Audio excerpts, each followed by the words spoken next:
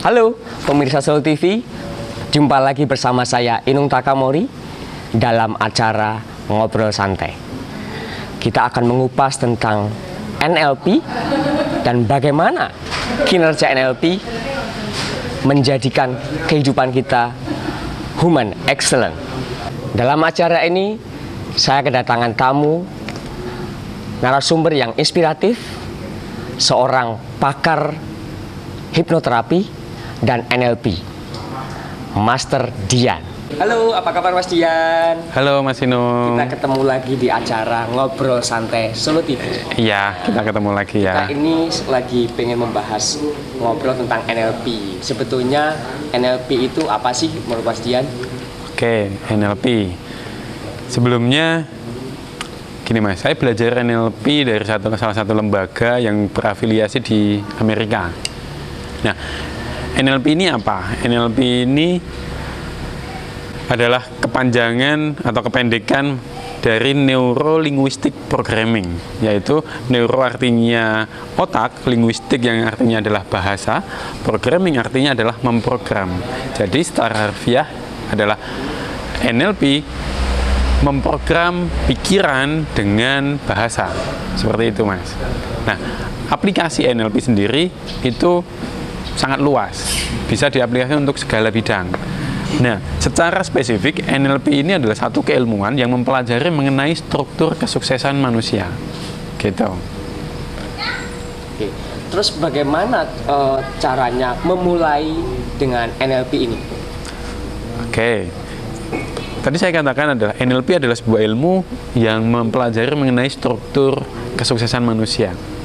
Jadi ketika seseorang ini sukses, pasti memiliki yang namanya sebuah pola untuk menjadi sukses, gitu ya. Nah, begitu juga ketika seseorang ini gagalnya berkelanjutan atau terus-menerus, itu juga memiliki sebuah pola. Jadi sukses ataupun gagal itu memiliki sebuah pola. Nah, NLP ini mempelajari ketika orang ini menjadi sukses, polanya seperti apa. Jadi dimulai kita mempelajari polanya orang sukses kayak apa. Oh, gitu. Menarik sekali. Nah, tujuan hidup ini adalah sukses dan bahagia. Tuh. Terus dengan penerapan NLP ini seperti apa menurut Mas Dian? Oke. Nah, tujuan hidup adalah untuk sukses dan bahagia. Bagaimana kita bisa mencapai dengan NLP? Pertama, gini. Kita menguasai bagaimana pikiran kita bekerja, perasaan kita bekerja, dan akhirnya kita akan menguasai tindakan kita. Diawali dulu dengan menguasai apa sih yang sering muncul di dalam pikiran kita. Karena pikiran atau kata-kata yang sering muncul di dalam pikiran kita itu yang akan menjadi program di dalam diri kita. Jadi seperti tadi yang saya sampaikan adalah NLP memprogram pikiran menggunakan bahasa. Bahasa yang seperti apa? Bahasa yang diulang-ulang di dalam pikiran kita itu akan menjadi sebuah program di dalam pikiran kita, sehingga itu akan menjadi sebuah perilaku di dalam keseharian kita. Nah, perilaku ini yang ketika diulang itu akan menjadi sebuah kebiasaan menjadi sebuah karakter menjadi penentu nasib kita. Gitu Mas Inung. Oke, baik. Sebetulnya NLP di dalam ilmu ini ilmu ya, sebuah ilmu yang namanya adalah NLP. Sebetulnya NLP ini menawarkan sebuah perubahan apa sih di dalam kehidupan kita sehari-hari begitu Mas? Oke. NLP ini seperti tadi yang saya katakan gitu. Ketika kita menguasai apa yang ada dalam pikiran kita dan perasaan kita, kita sebagai tuan dari pikiran dan perasaan kita, maka kita akan menguasai hidup kita. Kalau kita dikuasai oleh pikiran dan perasaan kita, maka kita akan kalah dalam kehidupan ini. Contoh sederhananya, misalkan penjual, salesman gitu ya. Ketika dia sedang dalam kondisi malas, saya malas nih, mau keluar, mau jualan, mau prospek, saya malas perasaannya. Itu artinya dia sedang dikuasai oleh perasaannya, dikuasai oleh pikirannya. Nah, ketika kita tahu bahwa sedang dikuasai oleh pikiran ataupun perasaan kita, kita langsung bisa bangkit bisa bangkit. Saya menguasai pikiran dan perasaan saya bisa semangat saat ini juga. Nah, itu artinya kita yang menguasai kehidupan kita sendiri. Kita yang menguasai kehidupan kita sendiri. Betul sekali. Wah, mantap sekali. Sebetulnya ini pembahasan yang sangat menarik karena pemrograman pikiran menggunakan bahasa. Menggunakan bahasa ya. Betul. Oh, ya. Lantas bagaimana pengaplikasian dalam dunia penjualan with NLP ini? Oke. Yang pertama adalah tadi sebagai tenaga penjual, kita menguasai pikiran dan perasaan kita sehingga kita bisa mengontrol apa yang akan kita lakukan dan kita kerjakan. Jadi ketika malas kita bisa langsung semangat. Nah, ini yang pertama, di dalam penjualan kita menguasai diri kita dulu. Yang kedua, kita mempelajari yang namanya struktur pikiran manusia sehingga kita jadi tahu calon pelanggan kita. Ketika kita mengetahui bagaimana pelanggan ini berpikir, bagaimana pelanggan ini berperilaku, kita akan bisa menjual dengan lebih cepat, lebih mudah, dan lebih efisien. Berarti gitu, dengan cara NLP ini akan menjadi lebih efektif dan bisa, apalagi bisa meningkatkan omset ya Mas ya? Ya. Baik, selain itu apa? Apakah hanya sekedar di bidang penjualan atau bisa diterapkan dengan hal yang lain? Oh, NLP banyak selain di dunia penjualan, di dunia olahraga, kesehatan terutama. Banyak sekali atlet-atlet internasional, atlet-atlet olimpiade yang menggunakan teknik NLP ini untuk mencapai performa paling tingginya, mencapai performa puncak gitu Mas, menggunakan NLP ini. Iya, menarik sekali pemirsa bahwa ini bisa digunakan untuk seorang atlet. Selain di bidang penjualan, ada juga untuk olahragawan. Ya, seperti apa?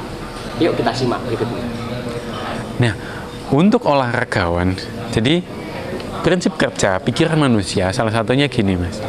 Pikiran kita tidak bisa membedakan yang namanya kenyataan dan bayangan atau visualisasi.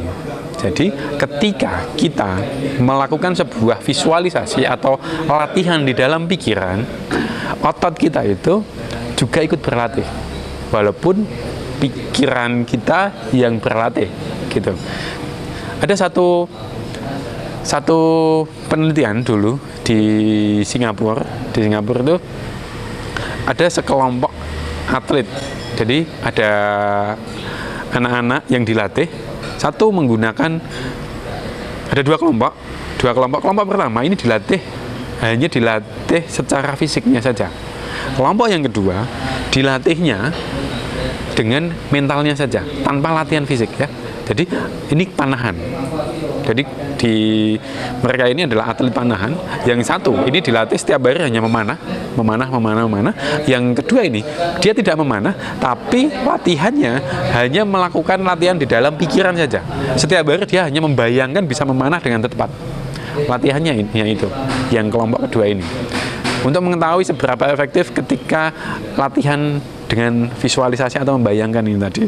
Dan ternyata ketika sudah dilakukan latihan sekian lama, kedua kelompok ini diuji. Yang pertama, ini bisa melakukan hasilnya seperti apa, dan yang kedua, ketika latihannya hanya visualisasi saja, hasilnya seperti apa. Dan ternyata hasil dari kedua kelompok ini tidak jauh beda hasilnya. Jadi bisa dibayangkan ketika atlet ini menggunakan dua metode ini tadi. Yang pertama adalah latihan fisik dan digabungkan dengan latihan mental. Ketika penggabungan dua ini tadi, maka akan memunculkan performa puncaknya. Gitu. Berarti dengan menggabungkan apa tadi? Latihan mental dan latihan fisik. Dengan visualisasi ya, betul. Membayangkan saat benar-benar latihan itu membayangkan, kemudian bagaimana besok saya harus begini gitu ya. Yes. Dan itu bisa diterapkan di dalam penjualan juga ya Mas ya? Bisa. Calon prospek kita bayangkan, saya besok akan prospek ke sini, kemudian nanti akan seperti ini, bisa dibayangkan seperti itu ya Mas ya? Betul. Karena korelasinya seperti ini. Ketika kita membayangkan yang positif, Misalkan membayangkan yang positif mengenai klien. Misalkan ini ada tenaga penjual. Baik. Tenaga penjual, dia mau berangkat ke tempat klien. Ketika dia mau berangkat ini membayangkan, misalkan, wah nanti klien saya ini Pak X ini dia galak, nanti saya akan ditolak. Maka berusaha seperti apapun akan sia-sia. Pikirannya adalah seperti itu. Maka ketika ketemu secara langsung dengan kliennya ini tadi, bahasa tubuhnya, intonasinya, maka akan berpengaruh karena dia sudah berpikir negatif duluan. Berpengaruh di perilakunya. Berpengaruh di perilaku. Ya. Begitu juga sebaliknya, ketika kita membayangkan sesuatu yang positif, nanti Pak X ini dia akan tersenyum kepada saya, dia akan ramah kepada saya, mendengarkan saya dengan baik, akan membeli dari saya.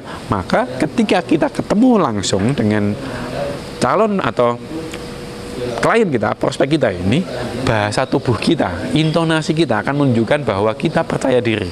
Sehingga klien akan lebih mudah untuk closing atau percaya kepada kita. Gitu. Keren sekali materi ini. Selain dari olahraga, kemudian untuk selling, terus bisa diterapkan di apa saja, Mas? Masih banyak, salah satunya adalah untuk bisnis. Untuk bisnis. Atau untuk leadership. Untuk leadership. Betul. Nah, mungkin bisa diurai dari yang bisnis dulu. Oke. Untuk bisnis kita bisa mempelajari kayak tadi bagaimana, salah satunya adalah mempelajari psikologi konsumen. Bagaimana konsumen ini berperilaku, bagaimana konsumen ini menangkap sebuah atau membaca sebuah iklan gitu. Kita bisa menyusun strategi periklanan seperti apa nantinya. Seperti itu. Kalau untuk dalam sebuah bisnis. Nah, aplikasinya lagi ketika diterapkan untuk tim bisnis. Misalkan untuk leadership gitu ya.